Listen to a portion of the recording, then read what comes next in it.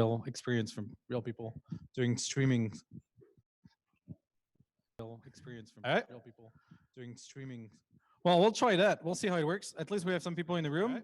And if you are live and there's not functioning, let us know in the chat. This is the first time we're doing it. First time we're doing it for this meetup. First time that the Queer team is doing it. And very glad that we're trying this for a topic about streaming because we thought that we couldn't do a topic about streaming if we were not even streaming it. So welcome for to the second event of the year of the DevRel meetup. So far, we've been consistent on having a meetup every month. We'll be on track for 2020 and have more meetups next month and later. And today, we wanted to talk about streaming. Personally, it's a curiosity of mine. Has been on my budget line for a year, and I haven't bought any camera. I haven't streamed anything, but I had plans to do it, and I have plans for 2020. So I'm really inspired to hear from all you folks on how you do that and how we can learn from it, and eventually do it ourselves. And so we're gonna have two talks with Matt and Nikki to get started from Twitch AWS, and then we have Poch, who's also streaming from for Glitch, and we'll share all this experience. And then from Lightning Talk, and then we'll open up for questions and panel. And after that, we have our community 1 minute pitch. So you get to get on stage and tell us what you're working on, if you're looking to hire, and all those fun stuff. How does it sound? All right, let's get started. All yours. All right. So I'll start off. I'll just give a brief introduction to myself. I'm Matt. I'm a developer advocate at Twitch. I've been in developers for the last like 5 years. I worked at Optimizely before this, and then I started off at AWS. And I've been streaming on Twitch for about a year now. So I think I have some insight into sort of being like a beginner as well. So maybe that will help some of you guys. After the intros, I think we'll also spend time just answering questions in like a panel form. But I've definitely been like wanting to talk about streaming for a while. So this is just a great opportunity because I think a few companies are doing it and definitely a lot of individuals, but it'd be really cool to see more folks stream on Twitch. And then if there are any questions in chat, I have on my cell phone the chat. So feel free to ask there as well. Do you want to give an intro to yourself? Okay. Hi, everyone. My name is Nikki. Hi, Twitch. It's been a while. I know you probably missed me, or maybe you didn't. I'm a senior software engineer at AWS. Previously, I was a streaming evangelist, so my whole job was to stream on Twitch. I did that for almost 2 years before going back to full-time engineering. And I'm excited to share what the experience was like and how to get started. I seriously think it's still an awesome thing to do. And just because I'm not actively doing it all the time doesn't mean that you all shouldn't start. Okay, I'm just pulling the chat up. I think I have it here. And so just to be clear, you can stream on a number of platforms. So I just have experience with Twitch, but I think all this pretty much goes for any of the platforms out there. So I don't want this to feel like a Twitch commercial. By a show of hands, who's familiar with Twitch or just understands? Okay, so it seems like most of you, so we could probably skip that. But it's just a live streaming platform. So Live coding on Twitch is like a relatively new thing, maybe like a year or two old, but it's a constantly growing community. There is a team now of live coders on Twitch. You can search for the live coder team and join, meeting certain requirements. But it's pretty awesome. You can watch live coding streams pretty much all the time now. history, Sue Hinton might have been one of the first people to start streaming on Twitch. So she has a really cool channel called Noobcat, and she streams on Sundays. And I think she's been doing it now for several years. And then, as Nikki said, there's the live coding team. And then, like anecdotally, it seems like maybe 5 or 6 developer-focused companies are streaming. So to name a few, Twitch is doing it on Twitch Dev, AWS, and Glitch, and and Twilio. So I've seen a few. I think it would be cool to probably like get us all on a Slack channel at some point. We can help each other out. But we could talk about that down the line. These are like what I feel are the true benefits of live coding on Twitch. I actually feel like it's a mutual learning experience for both you and the viewers. It's kind of like pair programming with a huge community. It's really fun. It's not scary, contrary to popular belief. And the nice thing about it is that if you think about it, if you're a junior developer, junior developers only gain experience. Like, they gain knowledge through experience, right? You can really ramp yourself up fast by watching senior developers code on Twitch, because you can learn some of the things that they're running up against without you having to go through it yourself. And then it's also interactive. You get instant gratification. Who doesn't love that? Okay, so no, it's not scary. And then it's also interactive. So these are like 10 tips I have for how to start live coding on Twitch. And I'm sure you agree with all of them because we did it a lot together. So the first thing is pick a topic that combines two things, one that you know really well and one that you don't. So for me, this was actually pretty cool. I used to do this all the time. I would pick Python, which is not my language of choice by any stretch of the imagination. Sorry to all the Python developers in the room. And serverless, which is one of my favorite things. I've been doing serverless pretty much since Lambda was released. And so I would pick those two, and then the audience would help me write in Python, and I would teach them serverless at the same time. So we both gained something from the experience. Pretty much since Lambda was released. So I think another parallel just to sort of live streaming in general is probably the closest thing is to like a webinar. So I think I had experience with doing webinars, and I think what's cool about live streaming is it doesn't really have that like marketing sort of feel where like you need to provide your email like 3 different times and there's all these like different like walls to it. So I think for developers in general, I think streaming just has sort of like a more natural feel. So yeah, a much lower barrier. I would say still do webinars or maybe try to do both. So like at Optimizely, we were definitely doing like webinars, for example. I didn't really know a ton about live streaming, so I never tried it there. But in hindsight, I definitely would have done even maybe the same exact like content just on both and seen like just look at the numbers. I think like that would have been really cool. So I think if you're looking for something to talk about to like your manager or just to explain it to other folks, I think like webinars are probably the closest thing. But there's definitely more benefits, in my opinion, to streaming. So this just goes into like how to get it right. So obviously when you're live coding, you might think, oh, I'm terrified. I'm going to prepare like extensively. Well, preparing extensively results in robotic coding, which nobody wants to see because it's not realistic. But then you also don't want to code it for the first time and then run into obstacle after obstacle after obstacle because the audience will get bored. So you kind of want to find a middle ground. So if you've never done what you're going to do live, I would just try to do it once. You're still going to run into new obstacles, believe it or not, when you try it again, at least if you're me. And so my suggestion would be like, if you've never done it before and you're not familiar with it, try it once. Or if you do it all the time in your everyday job, I would just go live. Forget about it. One quick side note, I think there might be a stream open on the streaming PC, people are saying in chat, but maybe not. So another thing to really think about. Yeah, okay. Well, I don't know if they can hear, but basically, I think it's hard to kind of get a sense because sometimes you feel like you're just talking to like no one because you're just talking into a camera. And I think at first it just feels really unnatural. So for me, I think that was kind of hard. So I actually started off by streaming at events, and that kind of helped with that because there was a live audience, which is similar to this. But then there's also this like whole other platform of folks online. But I think to kind of overcome it, you just have to be really comfortable with it being just kind of awkward at first because it is.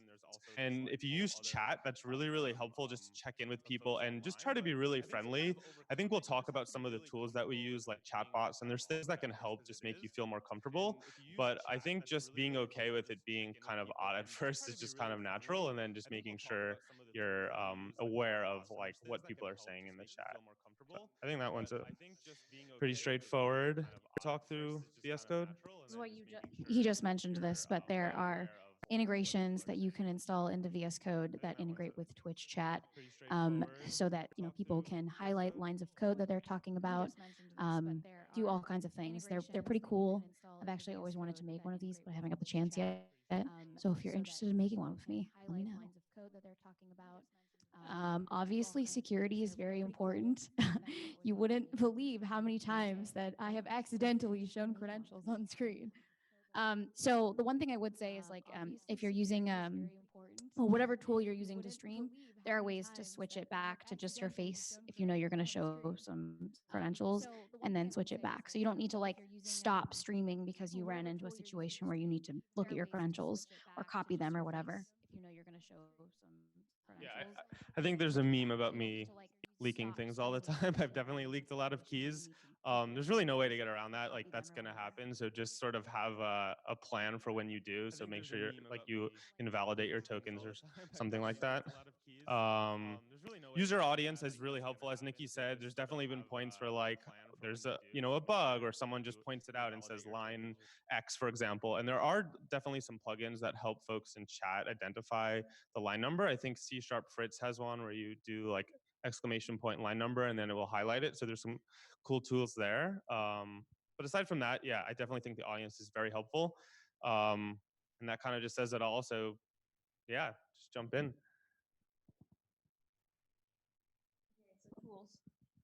Okay, so these are some of the tools that we use to stream. OBS is pretty popular. It's open source and free, but there are other ones like Wirecast and XSplit, and what's the one you always use? Streamlabs. And then you possibly need graphical assets for your like intro slide or your end slide. You don't have to have graphical assets, but they're a good thing to make if you can get a friend to do it for you or you can do it yourself. And then scenes. So scenes is kind of what I was talking about. If you have to show credentials, you might have scenes set up. So you might have a scene with just your face, you might have a scene set up with your code and your face in the corner, like what we showed in the beginning. And you might have another scene that's just the code without any camera, maybe because you need the right-hand corner of the screen to be seen. And so you can switch if you need to show like credentials, you need to see to your face and talk through the audience, right? I'm getting credentials right now. Sorry, I'll be back in a second. And switch again using scenes. You also might want to stand over here, I'm noticing. I think only I'm in the camera. Oh. If you look here. Okay. Is that better? Okay. Also, in terms of the software, I really wouldn't feel super like intimidated by it. I literally started on my MacBook. I was just using the built-in camera. I didn't have any scenes. I just used my AirPods. This is OBS, by the way. Yeah, and this is OBS. So, and even if you're trying to do this for your company, I don't really think too many people are like turned off by the production quality. It's cool that like AWS has, like a studio and things like that, but I would be just as happy to watch someone who's streaming on their laptop. Okay, so this is scenes, what we just talked about in the left-hand side, the left pink arrow. Yeah, and then sources. So you have to add all your sources. So where's the camera? Where's your laptop? Where's the microphone? And then OBS is able to put it all together. And just one quick note, C# Fritz has a blog post on sort of how to get started. So I'd recommend finding that. I can post it in a Slack group. Again, also, I really don't think you need all this to start. For example, whenever we go to GDC, we just use a Pixel cell phone and like a cell plan or like use Wi-Fi. So AWS, I guess, has a pretty big investment. You could talk about that. But at the end of the day, you like just to get started, I really don't think you need to ask your manager for like a $2,000 starter kit. No, what I was just going to say is you definitely don't need all these things. This is just what I was using. So I'm just demonstrating here like all the things I had. And some of these things are not really relevant if you're only going to have one mic, you're only going to have one person. So for example, the Levels and the Scarlett and the XLR cables, like if you're a one-man show, none of that's relevant. If you have two people on stream, you're going to need something like that, like an audio mixer and mics. But you can probably get away with the camera, or you can use the one on your laptop. The Magewell just basically helps you HDMI into another source. And then the Stream Deck helps you control the scenes while you're streaming. And you can also do cool things like link into Twitter, like send a tweet, or it has like a bunch of extensions you can link into and set up as one-touch buttons. I think we talked about most of this, yeah. I think we mostly talked about this, but at the end of the day, just try to be authentic. Like, there's definitely times where like I've forgotten like how to write a piece of code, and like it's funny to laugh at it, or like people will make like a joke, and I think everyone at the end of the day is really positive, and the community is normally pretty healthy. I would definitely have odds in case you do have like a bad act, something like that. But at the end of the day, I've been really like happy with any experience, and people have just been really helpful. So it's totally normal to Google. It's totally normal to. I've even had folks in stream join via a VS Code session to like help me out. So that's been pretty cool. We used Glitch on one stream, and just folks jumped in there. So it's totally normal even to just kind of like all hop in and help each other out. I don't think it has to be this high production quality. I think just developers are looking to spend 30 minutes to do something fun, like take a break during the day. And it's a great way to do that. there anything else you want to add there? No, I think you said it Okay. all. Apparently, I'm blocked by the laptop, so I need a box. Well, no, I'm looking. Whoa, I'm looking in this box. It looks like we're both in it. I don't know. When should you stream? So that's a really good question. I can speak from my experience, which is it seems like the Twitch developer community is definitely pretty large in the US and Europe.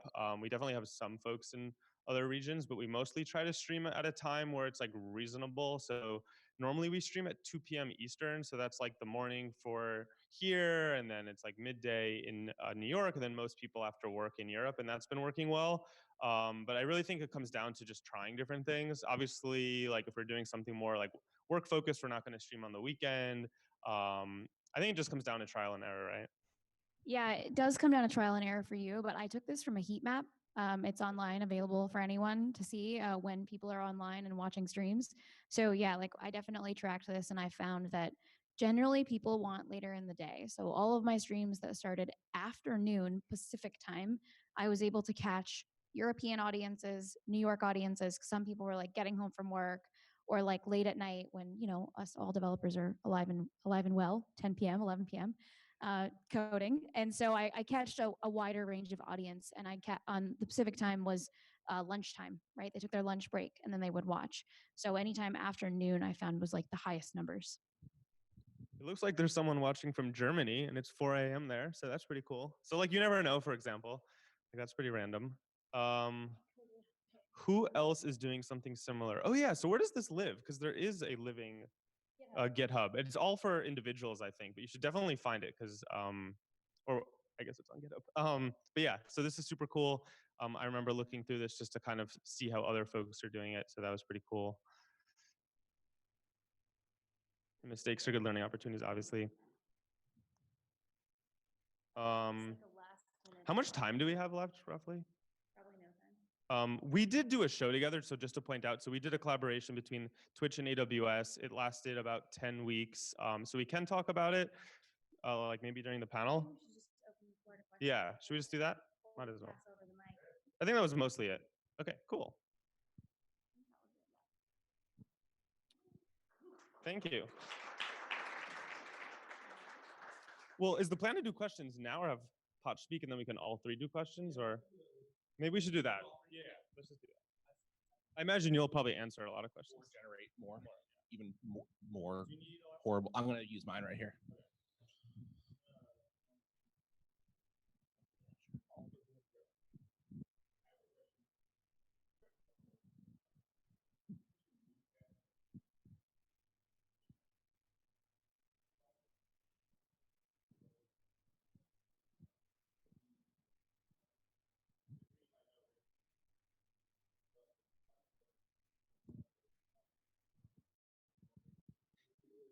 Yeah, so the question was, Noobcat has struggled to become partner. Generally, what's your advice, or is it possible to become partner for developers? I think there's a few ways to answer it. So one, there is C# Fritz, so he became a partner. So a partner on Twitch is basically you're in like a partner program. You have to reach certain metrics internally. So it's really around like how often do you stream, how many viewers do you have, and it's equivalent to sort of like verified on Twitter because you do get a check mark, but then there's also some internal benefits. It's pretty much like a huge thing that folks on Twitter sort of, or sorry, on Twitch, like, I believe you do get a better payout like ratio. But I think it's a hard question just because there's so many different reasons why someone becomes partner. But C# Fritz became one. I think he definitely streamed a lot. I don't really know like Noobcat's specific case, but I think it comes down to just trying to have that community that's like really involved, streaming regularly. And I think also just the reality is we're just a really small part of the Twitch community today. That's just the reality. So I think it's going to just take time for developers to just become more recognized from like the live coding perspective. And I think things like the live coding team, which has only started, I believe, at like this past year, right, Nikki? I think things like that will just help. So I think it just comes down to all working together and sort of like bringing each other up. I don't know if you've any. That team also like helps each other grow their communities. So they'll definitely do that for each other. Like they'll pass the baton and be like, I'm ending my stream, but this person is starting. Go watch theirs. There was a good question on chat really fast. Says, when you're live streaming, do you normally have topic or things to demo before the session, or do you get feedback from the audience?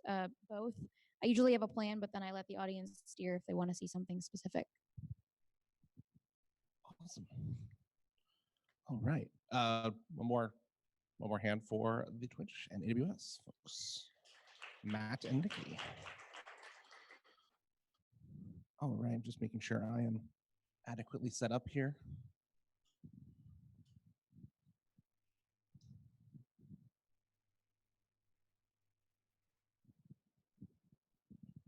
All right.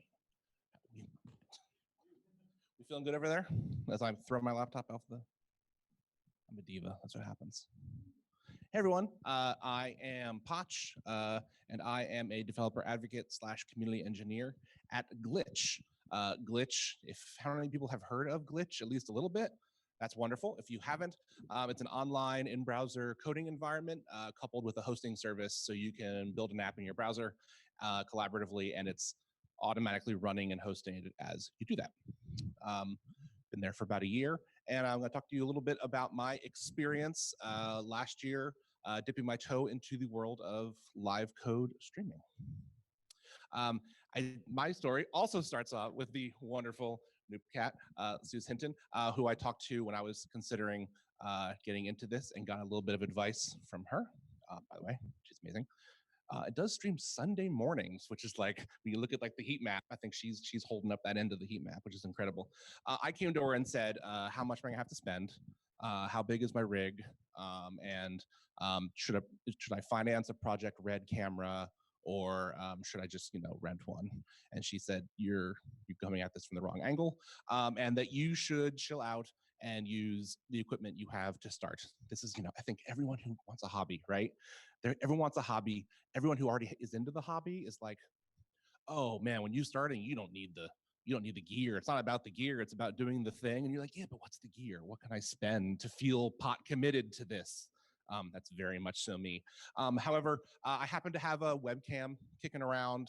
I do a little bit of music stuff. I had a cheap USB microphone, and that was how I started off. And I'll talk a little bit more about gear later. And so I decided to, so first of all, how many of you are professional developer relations folks? Was fantastic. It's like Marines, once you are, you always are. So how many of you would be potentially live streaming coding for your job if you were going to be doing it? Fantastic, because one of the best ways to get started and feel less afraid is to have a squad. For me, it was my fantastic Glitch coworkers, but it meant that when I started streaming, I had sort of this like seed audience who all knew me and were just in the chat being friendly. One of them stepped up and was mod on any given day. Someone would be volunteer to be in there and handling questions on the off chance I was too deep. We had a back channel in Slack, which was fantastic. And so I could get a ping, a complete side channel that was like, hey, this is not working, or you need to look at chat, or there's a question in chat, or it was a fantastic way to have even like another safety net under the safety net. I can definitely recommend that. Your coworkers are like your first audience sometimes, and also are like a great way to seed your audience. For me, I found that I got a crew pretty quickly, a small group of people who followed me on Twitter or liked Glitch and checked it out and came back week after week, and that was awesome. And I went up streaming for about 6 months, I think, and we're gonna try, I have no idea whether this is gonna work, but I have a little show reel that one of our video editors cut together for me when I was done, which I wanted to see. Well, I have no idea how audio capture is gonna work here, so it might not. So this is silent. Is it silent? It is silent. All right. I'm gonna see what happens if I do a terrible thing here. Yeah, see, I'm gonna hear myself. This is the problem. Oh, well. Assume it's, let's just cut right to the part where it's over and you're all like, wow, that was incredible, hilarious. You're very charismatic. It involved cats. It's a whole thing, because I stream from my home office, not the musical. Oh yeah, I can play the video without audio. It's short. That's gonna, let's see if I can, if I do this, will it work? Yeah. It's a short, this was embedded in a Twitter thing, but we tweeted out at the end. It got weird sometimes. I was using OBS. You can see I have a scene, my default scene was me in the corner with my chat over top. One of the pieces of advice I got from Suze was have chat on screen. That way, just like have it embedded in the stream for folks who are watching in the stream. Not, you can just have chat off to the side, but having chat sort of on screen while you're streaming, it lets people, especially if you're gonna take the VODs or the on-demand versions of your video and put them on YouTube, you're gonna be reacting to chat. And you probably want to react to chat so people know what the heck you're doing. And so like having your chat embedded was fantastic. I broke everything all the time. There were some there was some good advice I wish I'd received from our previous speakers, specifically, hey, maybe try a thing first before you try it on stream. I had some streams I dove right in and it was a lot of fun and we were all like, it was like wonderful times, best hugs. We were all friends and family at the end because we figured it out together on stream, this thing that none of us had done before. And some streams ended with me being like, well, I guess that's the stream. It's been 2 hours, it's still not working. Maybe there'll be a part 2. And it ended with kind of a big shrug, which obviously was not the best. I don't know if this is looping. Hope not. Might be. Anyway, you get the idea. So yeah, what was great about the time streaming? I say the time because eventually we decided, I had a bunch of conference travel coming up and I decided to declare that what I had been doing was a season and that I had reached the end of the first season. I was like, yeah, it's the end of season 1. Everyone knows that, right? And so I wrapped it up and I did a bunch of conference travel in the fall. Some amazing things about streaming, particularly with the product that I represent, was being interactive and having this interactive element. If you take out, I think this will work on mobile, we'll see. If you take out a device and go to that URL, this is actually a live app built on Glitch.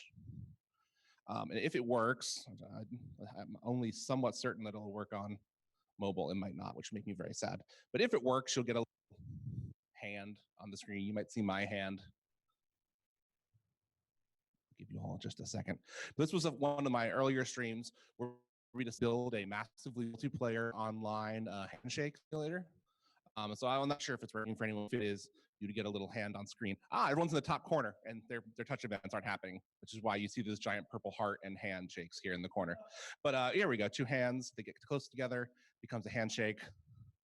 If more than a couple hands pile up in the same spot, it becomes a giant heart. It was just like a really fun way to have everyone participate on stream together and let people interact. Live coding can be hard, right? People might be watching on their devices. You're doing a 2-hour prayer dance to the demo gods, right? Not just an onstage demo, but a long form soliloquy version of that demo. And so having people in a feedback loop is so much better than being on stage dumping flop sweat while you try to find a comma that you missed, right? Being able to have people jump in and see your code and have view source. I thought one of the best things about live coding was the view source aspect. If you happen to have this project open still, or happen to go to it, you can hit the little glitch fish and there's a view, or you can hit the view source button. Let me jump out and just show you this. But this is actually, now I'm doing it live. It does not make any sense in a tiny window, but you can see here that Glitch actually wound up being a wonderful tool for live streaming because it's an in-browser collaborative editor.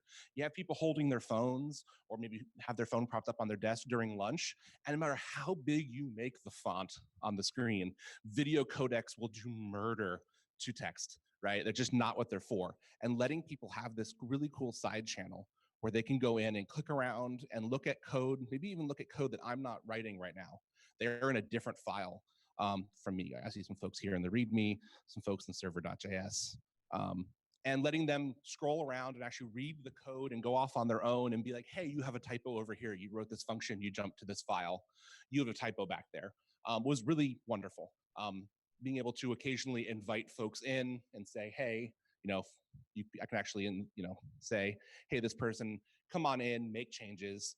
We can actually collaborate live. If I had a guest on the stream, we didn't have to worry about sharing code. I could just bring them into the project. Even if that guest wasn't in the room, they could jump in on their machine and we could live code together. So that wound up being this wonderful thing where it was right, a collaborative in-browser editor makes for really good live coding. A couple things that were less great. Consistency, as I mentioned, having a plan, right? Jumping into it and say, I want to try live streaming is a wonderful experiment. But if it's, your stream goes live at 1 p.m. on Wednesday and it's 10 a.m. on Wednesday and you don't know what you're going to stream about yet, it's going to be a rough one. It's going to be a tough one. Even if you have a backlog of ideas, which I did, that was tough. Promotion, right? You want to be able to promote this stuff ahead of time. So you got to have a plan. You kind of have a schedule. You can be flexible. You can be fluid. It doesn't have to be a giant production, but have a plan. Try it first. The streams that went best were things I was already familiar with or were tangentially familiar with or had poked at the night before or something like that. Yeah, I think Matt said, or it was on the slide, it was one thing that you know really well and one thing you don't know really well. If you're doing this for your company, I have really good news. One thing you know really well is your product. One thing you don't really know is what you're going to necessarily be doing or that specific thing that you're going to be building. But one of the great things about live streaming for your company with your product is that you have become the most powerful dog fooder at your company, right? Because you're out in front of all of these people, and if you find a bug, everyone found the bug. We found it together, and everyone sees the bug. But you're going to find and plumb all these depths of your knowledge about your product and the quality of your product, and was really wonderful. But in the worst case, have you ever had downtime while you're trying to live stream? Not great. No one likes that. We wound up actually occasionally scheduling deploy blocks to be hey, we're doing a stream for the next hour. Maybe don't cowboy push.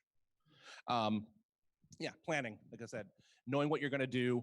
Particularly if you have a plan, you can get guests. I think some of my favorite streams were guests. Some of my favorite times I've streamed was I was a guest. I was a guest on Jason Langsdorff's, who does a bunch of Gatsby stuff, his podcast or his stream. We actually traded streams where I came on his and showed him Glitch, and he came onto my stream and showed me Gatsby, and we both kind of cross-pollinated. It was a lot of fun. It took planning, right? We both had to cross-promote. We both had to know it was happening ahead of time, even internal stuff. The third thing was justifying it. And this is ultimately why I wound up taking a pause, was a thing that I was struggling to do, partially because I hadn't been planning, partially just because I didn't know what my goals were. It was hard for me to then turn around to my company and say, okay, I have 60 followers, which is awesome. I'm super happy with that. I have hit these metrics. I have these view numbers. It was really fun.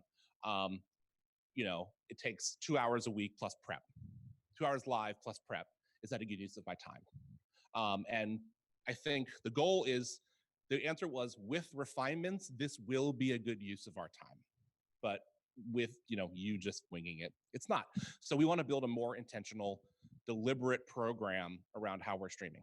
And so I wouldn't be here tonight. I would have declined the invitation if I said, and that was my experiment in live streaming. But obviously, it's not.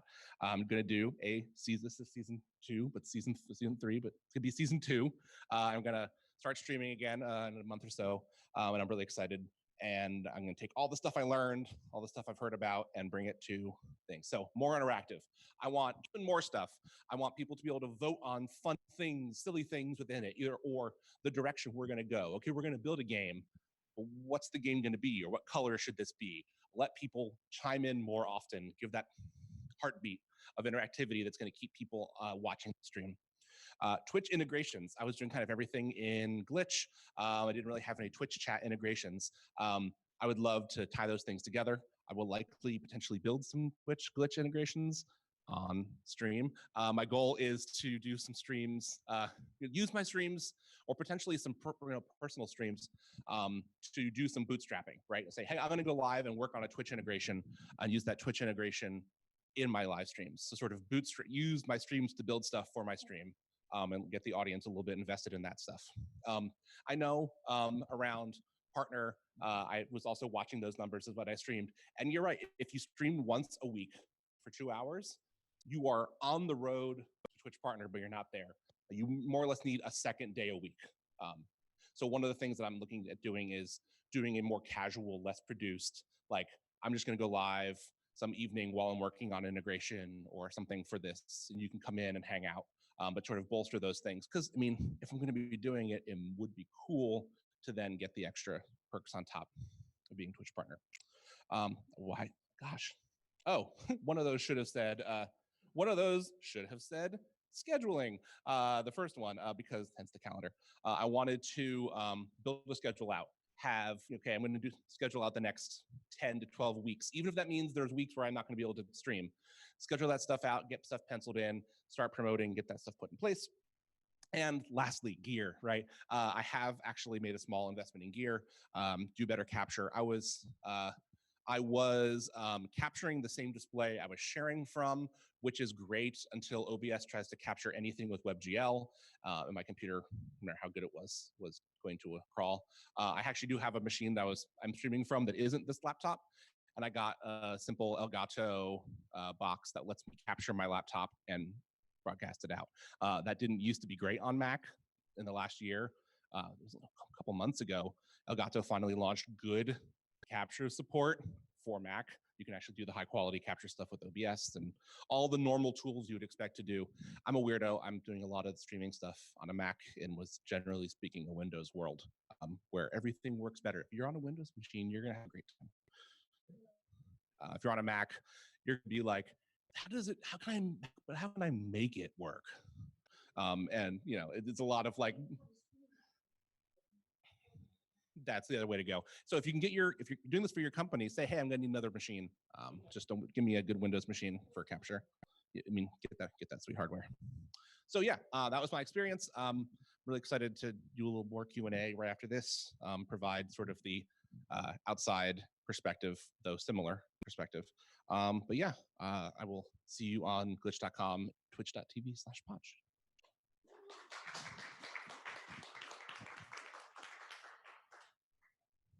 So I don't know if y'all just want, I mean, there's 2 chairs. I can take a knee. We can just get people to call out questions and read them from the audience. Yeah, I'll pull one of these chairs over. Pull this stuff down. Might be questions in the chat. Yes. Yeah, we will over the.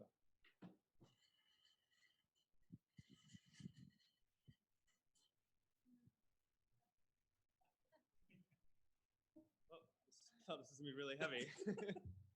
We're the Ferns. And he's Oh yeah. They don't have any questions. We'll pass the mic around. We'll repeat them for the stream. Generally try to be nice. Sure. Is there Yell it out. Yell it out or we'll repeat it. That would be hard to just Thank you. First of all, thank you for the presentations. They were great, very insightful. Around 4 years ago, when I started DevRel, my entire team's plan was like, you know what, we should all stream on Twitch because it's going to be like this great news, like source of people learning. And I think it's slowly turning out to be that.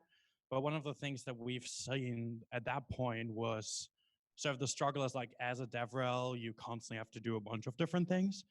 And you were talking about like consistency and schedules and stuff like that. Like, I would love to get a bit more insight in like, how do you justify, as well as like, how do you figure out how much of your day-to-day DevRel job should be streaming versus, you know, other things, right? Like you were talking about like having 60 followers, and that being like a good thing, but like, can you like versus like going to a conference is like 200 people, you know, like how do you figure out what's the best share of your time to both be successful on Twitch, but also, you know, successful at DevRel in general?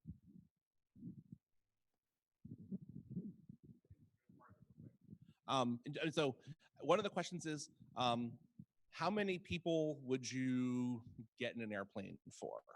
Right, this is completely depends on every team, every situation.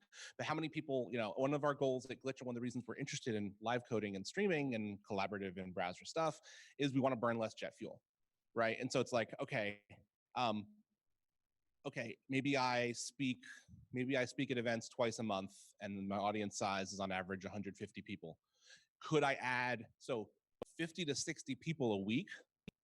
That starts to add up real, I mean, frequently the same people, but some that reaching an audience of 50 people every single week without you having to spend a travel day and get jet lagged and say, okay, I'm working, but I'm also at an event, so I'm not working. Like that actually, you start to get the return on investment pretty quickly, even if you're not reaching the same size. And of course, if you build a following, now you have to start saying, okay, well, why would I go to this conference if we're reaching, 300 developers a week, right? Like 300 developers a week without all this budget. Now we have to be more tactical about how we go to events because actually the trade-off starts to look a little different.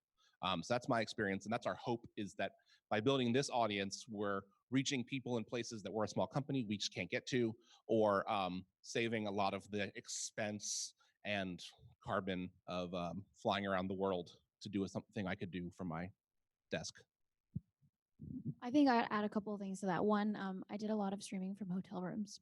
Perfectly acceptable way to keep up your streaming while you're on the road. And you can just like port into the Ethernet in the room, or sometimes I did it on the Wi-Fi. Super risky business, but whatever.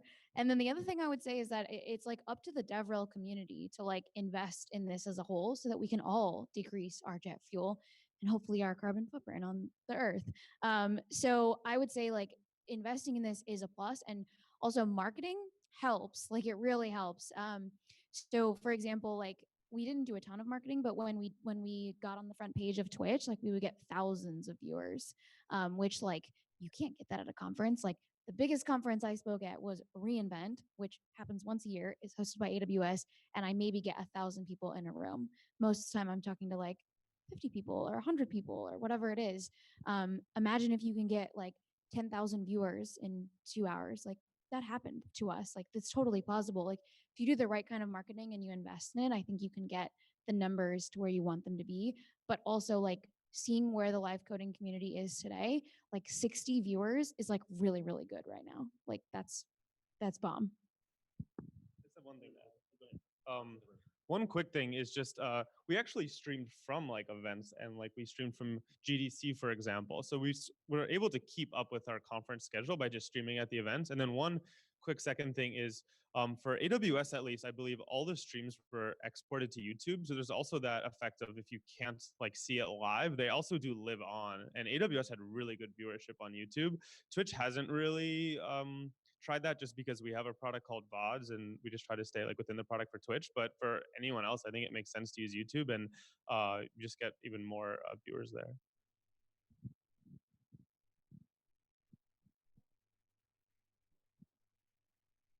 So quick question about the format. Should it be like 15 minutes? Should it be 2 hours? What pluses and minuses? I can, on the way back, say my experience. I was doing 2-hour streams. If I got to a good spot before 2 hours was up, I'd stop. And if I had gotten myself into a mess, I would end up going to and change. I think with more preparation, I could get it closer to an hour, 90 minutes at the absolute maximum. And I think I'll keep people engaged for the duration if they know that it's not going to go forever. I did the same thing. I did like hour to 2 hours, but I also did a hackathon. So I did a 9-hour stream. I don't recommend that.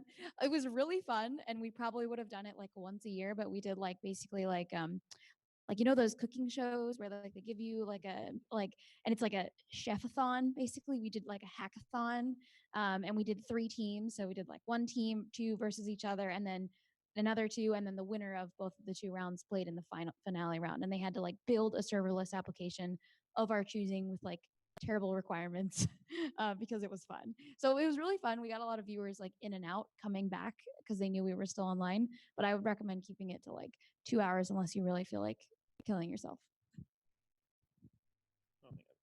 I don't know if there's like internal metrics for like people tend to watch for blah that you can share, but I think it's actually I saw more people. So I would say like the longer I streamed for, the higher the metric, higher the numbers were. which obviously there was a fall off in the hackathon with people like coming back in and out. But I would say like the first hour, maybe I had like 40 viewers, and then it would like shoot up to like 70 or 80 in the second hour. So like the longer I was online, the higher I came up in like, I don't know, a search or a filter or whatever. There is some kind of algorithm that does that at Twitch. I think you can speak to that though. Well, and it's just a matter of, you're not putting on an event with tickets, right? You all got here at 6 because doors opened at 6. Doors don't really open for people. If someone gets lunch when they grab lunch and they're going to tune into your stream. If you stream for too short a period of time, you're just going to miss folks. You're going to sort of katamari people over that first 15, 20, 30 minutes. Another reason you need to be constantly being like, hey, you're just joining, we're blah, blah, blah, blah, blah, and make sure you're using on-screen captions and updating your description and using things that you can to bring people up to speed, because you're not going to get a crowd waiting. I mean, people, if you're lucky, you might, but you're not going to get everyone right up front, and so you're going to need a ramp up period of time anyway. I would add to that 2 things. One, yes, every 20 minutes, recap what you're doing. We've done this so far. Now we're doing this for the new people coming in. Otherwise, you lose them instantly. And then the second thing is what we would do is like if we were starting a stream at like 6 p.m., we'd go live at 5:50. It's kind of like the movie theaters where like, the 10 minutes where people get their popcorn and their candy and then they like sit down and get ready to watch. Like you're giving people like 10 minutes to like get set up for your 6 o'clock stream. And you're not streaming, you're just like putting your like, intro slide or whatever, and you're waiting for people to fill in. And maybe you're in the chat saying, hey guys, starting soon. You can also use a chat bot. So essentially, if someone comes in late, you can just have a command like exclamation point, like build or today, and it will just say like today a chat bot, and it can have a link to like the GitHub or whatever it is.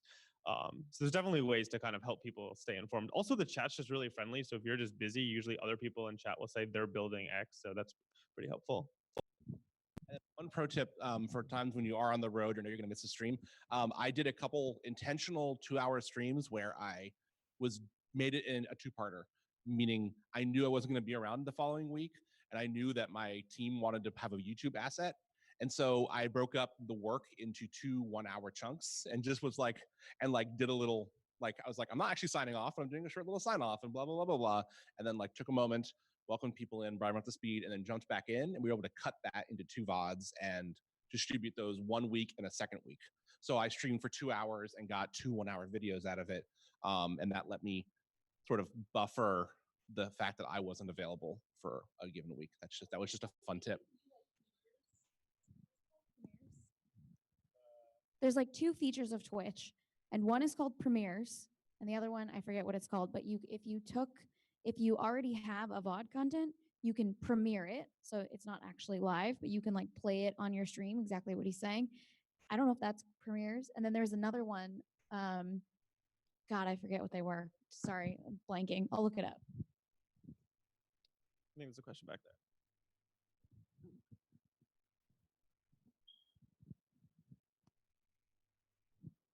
I guess a newbie is the only one asking questions. But you briefly mentioned YouTube. I would think they also have some kind of streaming thing. So how would you compare Twitch streaming versus YouTube streaming? In which case I should use which?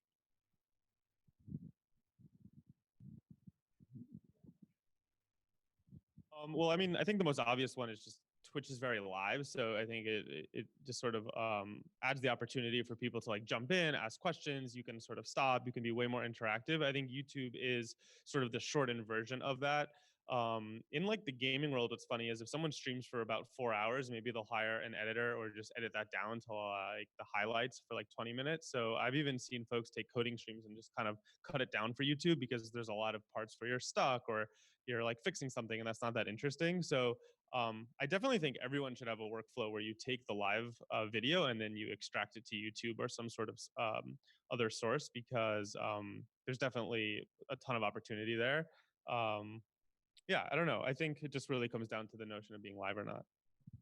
And I'll speak to, I actually, at Glitch, we also did a couple YouTube live streams. So we went live on YouTube versus live on Twitch. we were arbitrarily segmenting the audience between like earlier beginning coders and more experienced coders in terms of where we did places while we were doing that experiment. I think going forward, we're probably just gonna, they're not paying me, but I think we're probably just gonna stick with Twitch because there's more to do. There's more integrations. There's more we can do. You know, YouTube is a video and a chat box, and it works. And it was a good experience. And it's, you know, if you strip down experience, it totally works, and you should do it.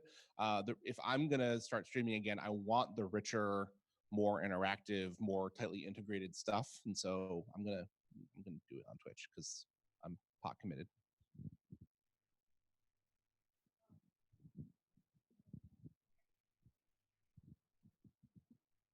Hi. So I'm interested in doing streaming, but in the time you talked about how much time to commit to doing streaming, that doesn't include presumably the time you spend watching other people's streams. And thinking about, you know, if I'm going to be presumably streaming and effectively part of this community, part of the way of being part of this community is also watching other people's streams and engaging and so on. What are your different approaches to doing that in terms of when you do it, what you like watching, how you engage, etc.?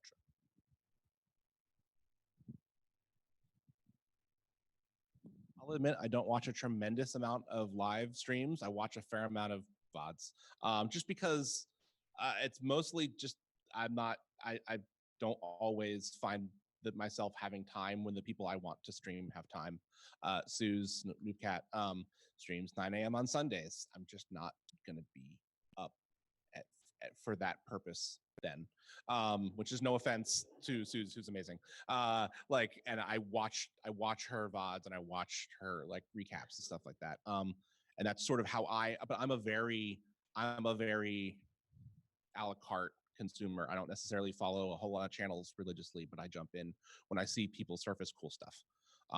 If you know, right now, like another way you can participate in the community is hosting. Like, you know, I'm hosting the stream that we're doing right now on my Twitch. And so if people follow me, they hopefully got notified about this stream, even though I'm not streaming, I'm supporting someone else's stream and I have auto hosting for a bunch of people I follow. So there are other ways to participate than just watching. Obviously you want to watch streams to learn how to do it and learn what's working well and stuff like that and get ideas and intel. But I don't think you need to say like I have 4 hours of stream watching homework this week, because first of all, if it feels like a chore, you're gonna hate it. I would say the same thing. Like in the beginning, I watched a lot of streams to like figure out how to get my mojo, and then I kind of trailed off. I mostly actually watch Twitch Dev Weekly, which is Matt's show, because it's really entertaining and interesting, and he always had cool things to share. And then I sometimes watch Snoopcats, but I also watch the VODs because I'm also not awake at 9 a.m. on a Sunday. Sorry, Suze. I also just think everyone's so different. So I don't think you're gonna you can learn a lot about the techniques, but at the end of the day, everyone has their own personality. And I think that's the cool part. So people will sort of get excited about seeing like different people on stream. So I think it really just comes to like however you naturally act. Do you want to? Yeah, I'm just going to ask this question from chat because also it was a question that I was going to ask you, which is would Twitch be getting a live coding category or something better than science and technology? That's a tough one. I don't control that. That'd be really cool. I can try to keep pushing internally, but that's the best. Yeah. I'll just submit a game called Live Coding to Steam and just be saying I'm playing live coding right now, and then we'll solve the problem forever. I mean, like there's a science and technology section. C# Fritz is a partner, so he's able to start a team of live coders, is what it's called. So I think as more people become partner who are developers, we'll have more teams, and then hopefully we'll have more like tags and categories. I think there's a question.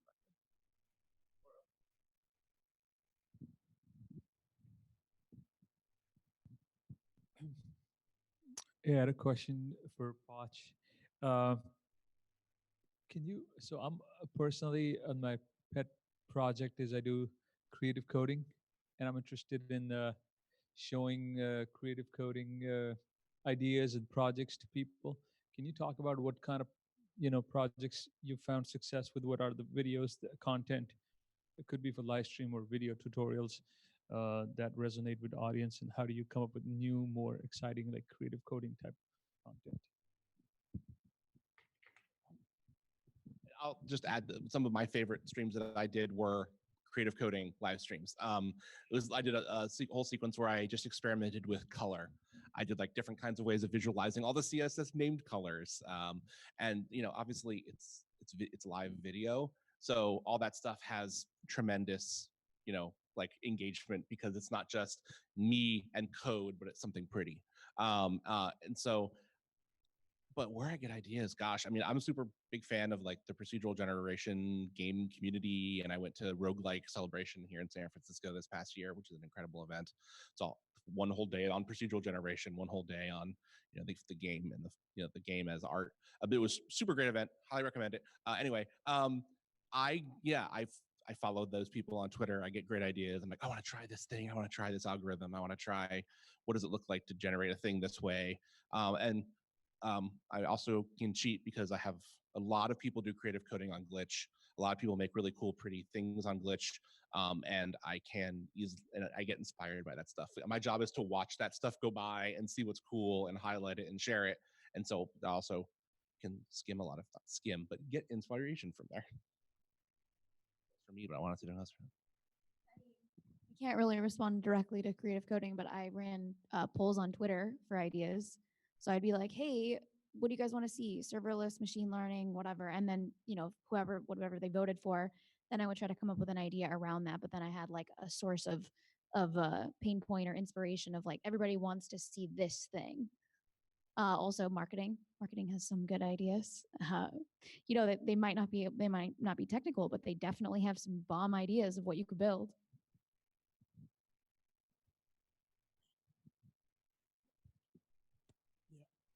I have one question probably. In terms of the channel, how do you, did it happen or not? But how do you manage if it happens when the stream can become more like a support channel? I was like, oh, I joined your stream because I know you're for that company. By the way, how do we do that? And this is not the topic of the stream, or this is on the side.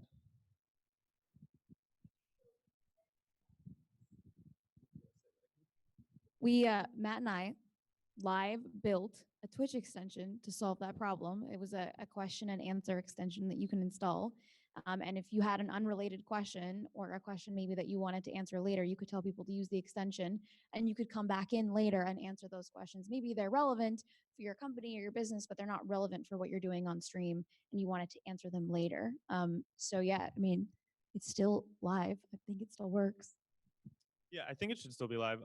The other thing to answer your question is I would definitely have a few mods. So for folks who are unfamiliar, like a mod is essentially someone who has the ability to ban people and generally is there to like support the stream. So I would definitely have commands like /support or ! Support, and it could say ask your question in Discord or here's our support email. We have a command for Twitter, for Discord, for our forums. So sometimes it does become this like tactical sort of people ask questions and we'll either just answer it live because we're doing like a Q&A part to the stream, or we'll just direct people. It's never really been a problem though, where I feel like it's super distracting. Normally, actually, other folks answer questions while you're coding, and that's actually pretty cool. I think there are a lot of extensions built that kind of either push things to forums or things like that. Yeah, that's why I said like have a squad. I had coworkers in watching and in chat who were either just straight up responding or saying, "Hey, go to our support. You go to our support channel. Here's the support channel," or taking them offline and being like, "Hey, message me on this in our support forums, and I'll help get you set up." But yeah, definitely like, I've never had someone who like is persistent about wanting tech support while I'm streaming, which I guess I'll call that a blessing.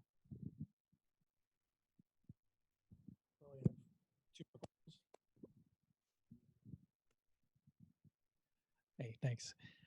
So this is more of like a personal question. Reflecting back on all of your time being a practitioner, live streaming, what is something that you learned about yourself or adjustments that you had to make in order to keep being productive and fulfilling this lifestyle?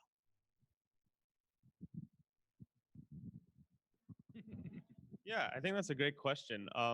For me, it's definitely really fun because you're like the center of attention. So that's just the reality, just to say it like that. Like it's kind of fun, right? Because like you can kind of talk about what you want. Like you're sort of the center of a show, really. So there's definitely that aspect. I think you need to be careful about not like self-promoting yourself too much and not all about like, you know, your Twitter and things like that. So I think there's sort of a balance. Um, I've learned at times I thought I was excited to stream, but then it turned out like I'm just really exhausted and you have to be on when you're on stream, right? So it's kind of hard 45 minutes in to be like, oh crap, I just committed to a 3-hour stream. So I would just be really realistic with yourself. There's been times where I wish I didn't make a commitment to stream that day and I just felt crappy. So I would say those two things, just be careful about like how excited you get and then sort of, yeah, make sure you're up to do the stream. It's definitely more exhausting than you think, for sure. And have some water nearby. Man, I learned so many things. Let's see. Well, me personally, I have an issue with having a trucker's mouth, so I definitely had to adjust constantly. I got in trouble for it all the time. I still get in trouble for it. I also am not politically correct, especially in today's world. I feel like everything I say is wrong. I'm really sorry to my 12-year-old self that learned all the words that were wrong. So yeah, that was one thing I've had to deal with and learn, editing my language. It is very exhausting. I will agree with Matt.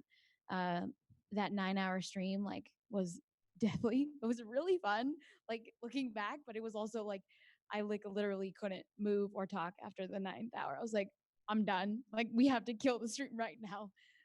So because you're definitely on and you're trying to do a lot of things at once, right? You're coding and you're talking to the chat and you're interacting with, maybe if you have a co-host, like there's a lot of communication going on. I also had somebody in my ear for that one because it was a live hackathon. So there was just like so many sources of communication at the same time that I was trying to deal with. So it is very exhausting. And I would say the same thing. If you're not up for it, don't do it that day. It's the same amount of on as being on stage. Like I feel the same way. Particularly the first couple I did, I was like, now I need to like take a walk and have curl into a ball and have no one look at me for 2 hours. Right. And it was like, which is like exactly how I feel when I get off the stage and everyone's like, did a great talk. And I'm like, don't look at me. Which like, I mean, it's just something you have to work at where you go like, thanks, I'm glad you enjoyed it. Other things I learned about myself, gosh. I worked at a daycare for a couple of years. I worked at a couple schools. So the sailor mouth thing, I have a switch for now, which is great, but cheat code. Well, yeah, I just, when things started going south, I think I learned a lot about like how I communicated that to the world, right? And like, you know, you don't want to be like, well, this stream was a disaster, and like, you know, not going straight to fatalism when like things start going sideways. Staying very calm, knowing that everyone who's watching that stream, like no one's tuning into that stream because you're having an epic meltdown. They're watching that stream because they came and they want to see you do great and like want to see you succeed, which is just, that's just good DevRel advice. People want, no one wants to see a bad talk. No one wants to see a bad live stream, right? And they want to support you. And if they do want to do that, you have mods and they can help you.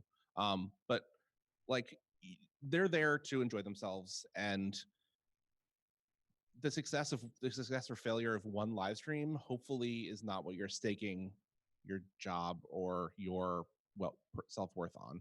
And just like decoupling that one thing from the success of like this as project, right? This as thing we're doing now, which is very different from this specific instance. And I definitely had to like learn how to like not spiral with a camera pointed at me and a microphone in my face. One last question. A super stupid question again. So for marketing purposes, I'm not super familiar with streaming and Twitch. Is it possible to embed Twitch live stream on my website and stream from my domain and advertise page on my domain, or can I only do it on Twitch itself?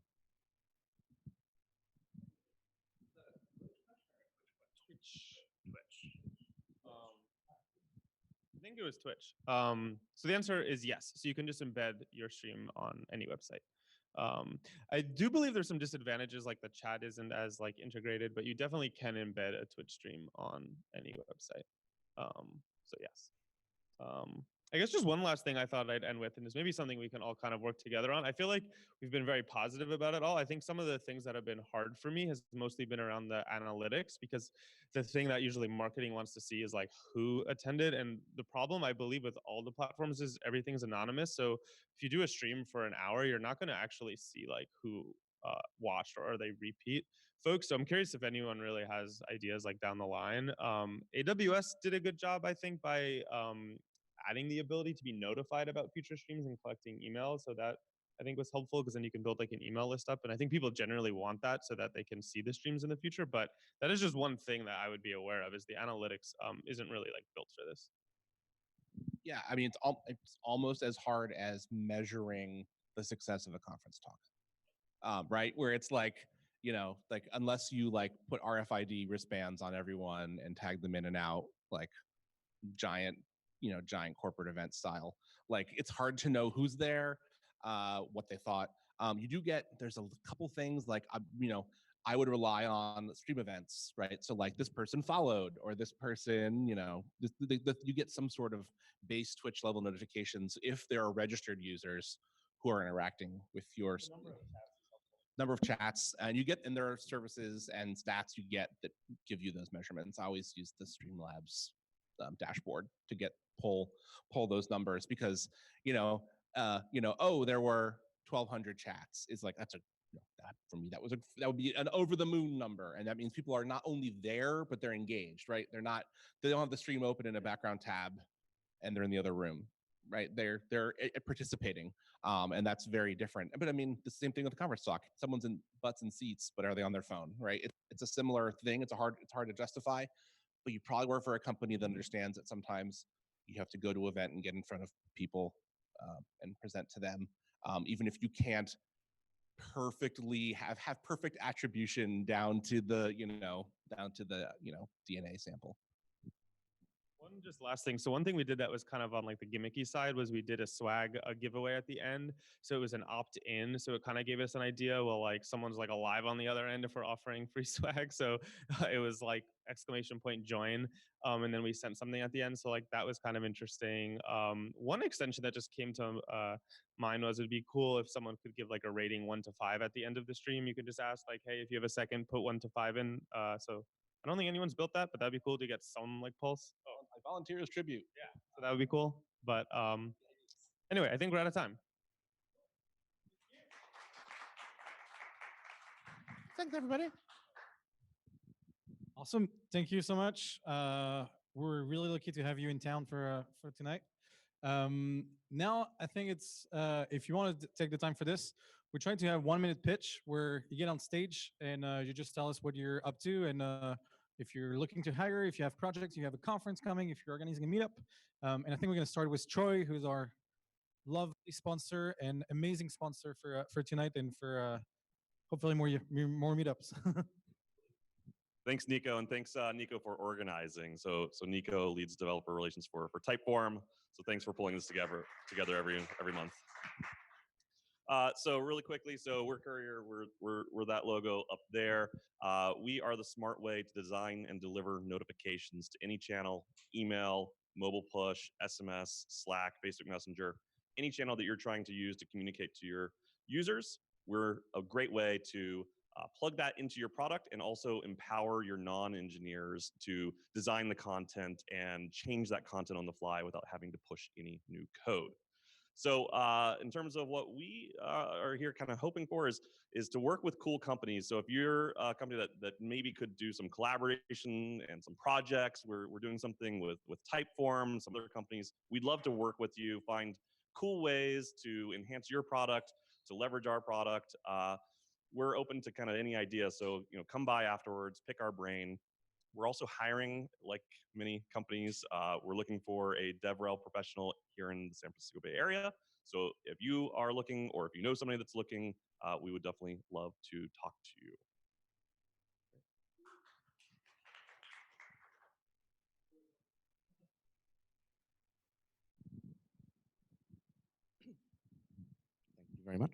Hello, my name is Yoz Graham. I am a developer advocate for Launch Darkly, a feature management platform. We have a few events coming up that you may be interested in. We have our big conference coming up at the end of April, beginning of May, which is called Trajectory. There are a bunch of cards out there about it, which include a code to give you 50% off the ticket price. If you're interested in coming along, we have just put the speakers list, the session list up on the website.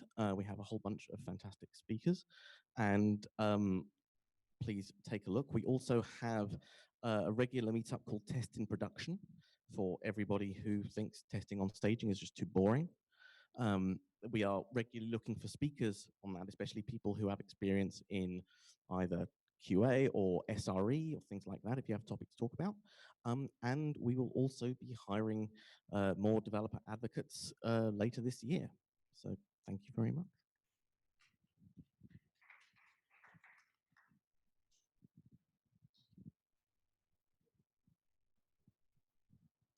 Hello, I'm Skip Everling. I'm a DevRel professional. I'm looking around for a full-time gig. Troy will come talk to you later on. But my particular specialties are in Python and machine learning and data science, which I have some training in. If you are in that space, or if you know somebody in that space who's looking for a full-time developer relations space professional, I would love to connect with you. Thanks.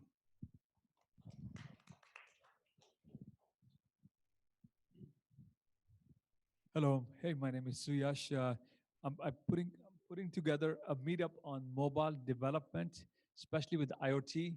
It's happening this Thursday or Wednesday. I have to check. But if you go to meetup.com/svmobile, you'll see it. It's at Tile, the company that make little Bluetooth to like a thing. And if you come to the meetup, we're giving everybody free Tile. It's in San Mateo. Learn how to do IoT with mobile, Android and iOS, and some other exciting talks. Awesome.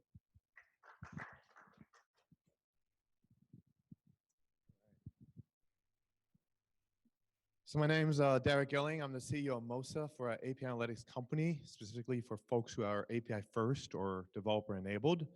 We do have our first meetup coming up March 10th. It'll be at the HeavyBit building.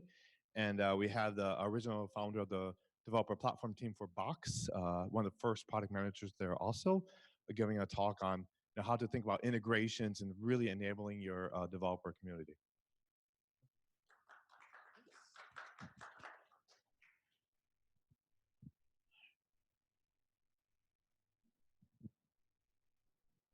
Hi, I'm this person which made you stay here for so long. Nice to meet you all. So my name is Artem Golubev. I'm CEO and co-founder of TestTrigger AI.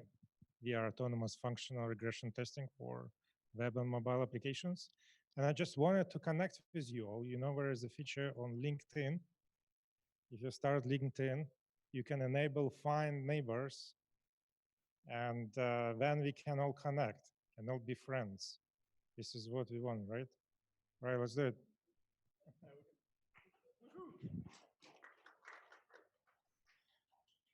All right, over there. Hi, I'm Dominic. I work as a developer evangelist at Twilio. If you don't know Twilio, come and talk to me afterwards. But we have one job opening. If you do like DevRel, but you want to travel less, we're hiring for a developer educator for demos, meaning you are in charge of building interactive demos to educate developers of the cool things you can do at Twilio, and you're also one of the folks in charge of building all the flashy demos that are being live coded on stage at our Signal conference. So it's definitely a fun job, and it's going to be a bit less traveling than traditional evangelism.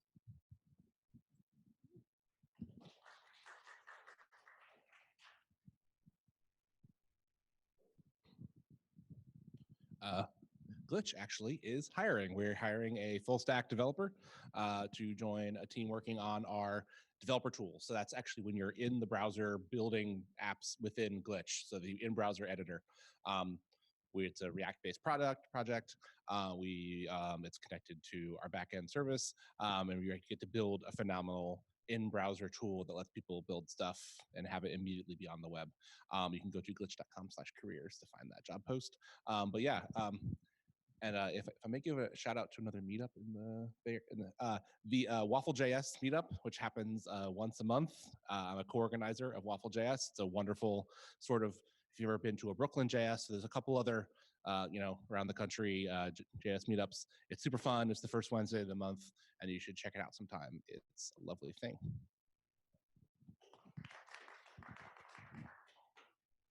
All right.